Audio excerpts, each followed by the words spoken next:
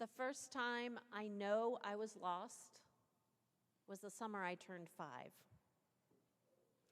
It was a glorious day at Green Lake at the Seafair Milk Carton Derby. We had just put my young uncle's boat in the water with him, and we were headed back to our seats. I was following my dad's shirt through the crowd, and when it stopped, it wasn't my dad. I imagine my parents were quite panicked. What about you? Have you ever been lost?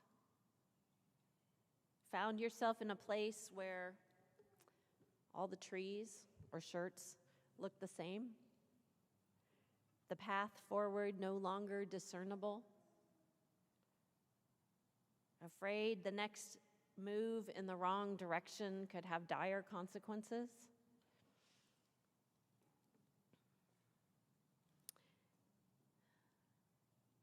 We imagine wilderness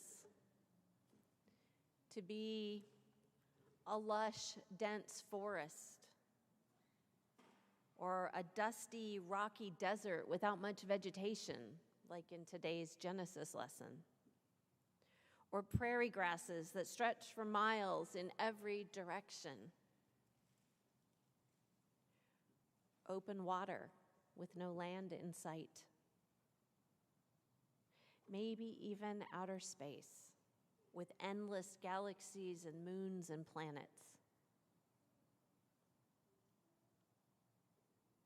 Wilderness can be any place we feel lost, forgotten, unheard, despairing,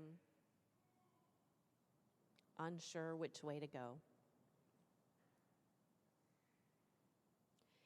Hagar finds herself in the wilderness, overwhelmed with despair. This is not the first time in Genesis that we have heard about Hagar in the wilderness. When she first learns that she's pregnant with Ishmael, Hagar runs away to escape Sarah's anger and jealousy.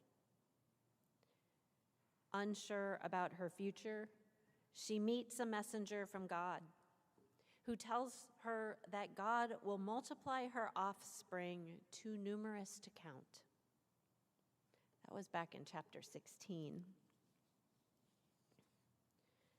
Hagar names her son Ishmael, which means God will hear, and raises him in Abraham's household.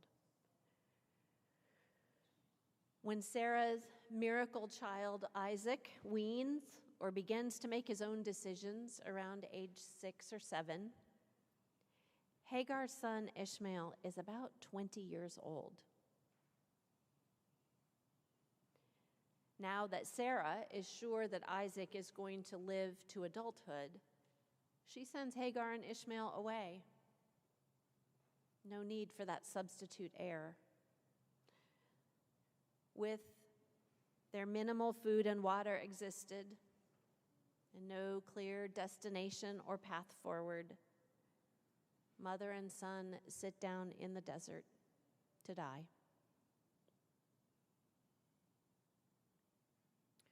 Once again, a holy messenger appears to Hagar,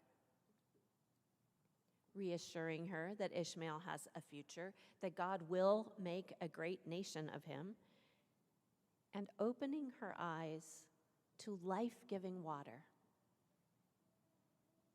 Blinded by her despair, she had missed seeing the well. Ishmael grows up and becomes, as prophesied by the angel when Hagar was pregnant, quote, a wild donkey of a man with his hand against everyone and everyone's hand against him, unquote. We infer that being disinherited and growing up in the wilderness teaches one independence and self-sufficiency and a certain measure of defiant defensiveness.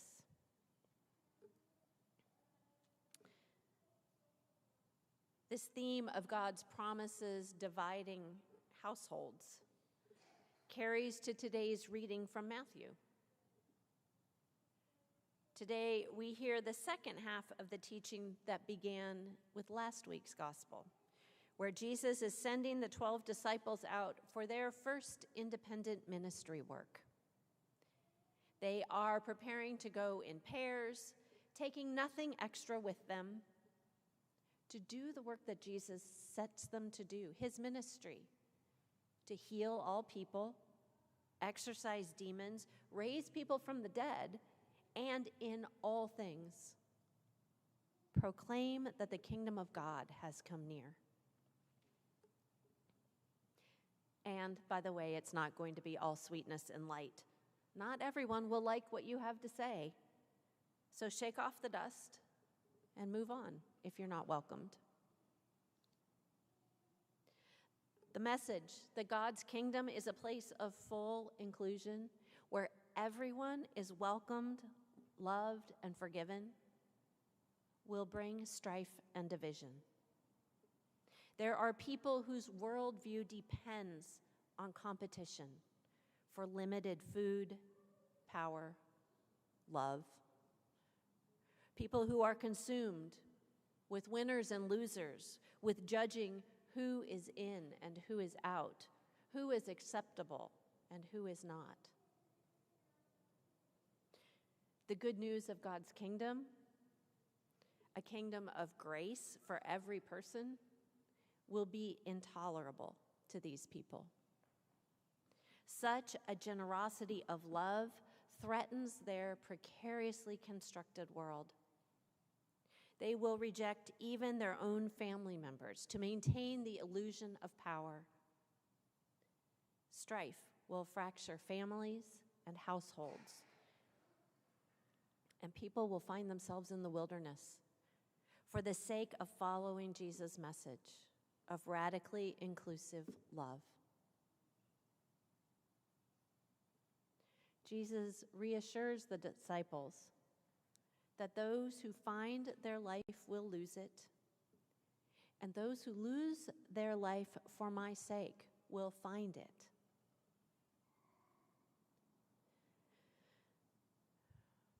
Wilderness survival training teaches that if you feel lost, stop moving.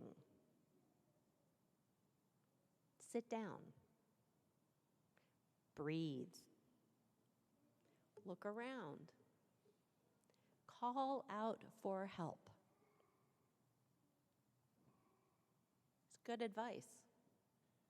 Whether your wilderness is a forest, an economic system, systemic oppression, when we feel lost, alone, afraid, and panicked, as we all have at some point, we stop moving to conserve our energy and let our bodies rest. We breathe in oxygen, not those shallow panic breaths, those deep breaths that we learned how to take during the pandemic. Breathe in to activate our brains and calm our anxiety. Use our senses to look around and notice unexpected springs of water and other sources of life that we haven't noticed before. Call out for help and listen for God, speaking of hope for our survival in this moment and our future thriving. We are never alone. And even in our own despair, we may be that water of life, that voice of hope, those arms of love for someone else. We are those disciples who go out into the world together, sharing the good news that God's kingdom of abundant love and welcome for every person has come near. Thanks be to God.